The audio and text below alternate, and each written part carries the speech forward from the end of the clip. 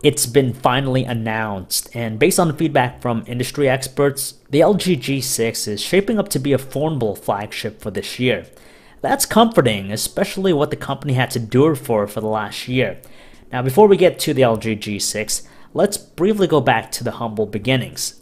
This is the evolution of the LG G series.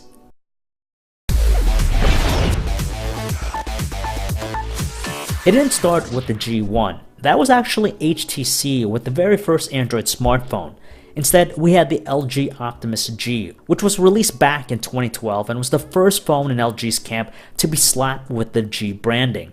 It actually followed after the Nexus 4, so its specs and design language were very similar.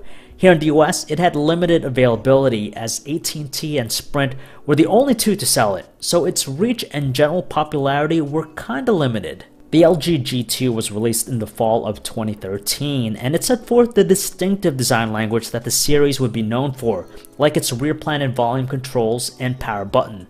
It didn't disappoint one bit because it was a powerhouse, featuring a very large 5.2-inch 1080p display, a Qualcomm Snapdragon 800 processor, and a 13-megapixel rear camera. It even brought along an IR blaster. For its follow-up flagship in 2014, the LG G3 made all the necessary iterative improvements. It made sure to maximize its screen real estate, cramming in an unbelievable 5.5-inch Quad HD screen, the first globally launched phone to have a Quad HD screen.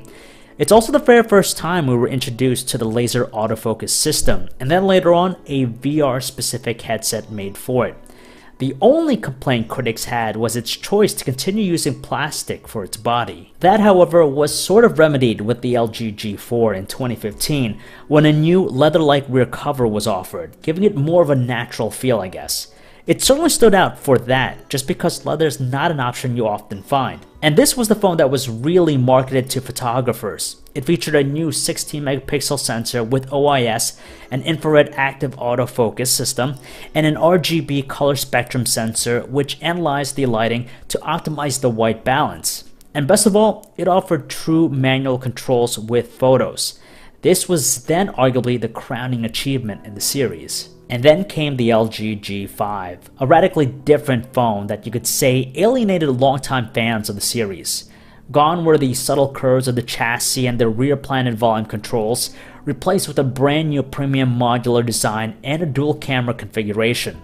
Now, the move to a metal body was a nice touch, but the modular aspect never seemed to appeal to customers. And even though its friends attempted to enhance the functionality of the phone, none of them really flew off the shelves. And it's sad to say it, but life wasn't good when you play more. This all brings us to where we're at today with the LG G6, a totally redesigned phone that has a lot at stake. It was back to the basics with this one, so rather than continuing with the modular approach from before, that was scrapped entirely and LG opted to keep it simple. And trust us, it's a gorgeous glass-cladded phone with features consumers crave, like a water-resistant design, built-in wireless charging, full manual controls for photos and videos, and a killer camera. Best of all, it's the first phone to market with an unconventional 18:9 screen aspect ratio, making for one heck of an impressive screen-to-body ratio. Now, the verdict is still pending for the LG G6, but we've seen the company go through a whole lot with the G series. Last year in particular with the G5 was a learning experience for them. However, the LG G6 seems like it's in a far better position. Only time will tell whether it'll have the staying power to remain relevant throughout the year. And that is the evolution of the LG G series. My personal favorites were the LG G3 and G4, but what about you guys? If you guys want to learn more about any of the phones I talked about in this video, you could check out our website, androidauthority.com. This is John V, signing off.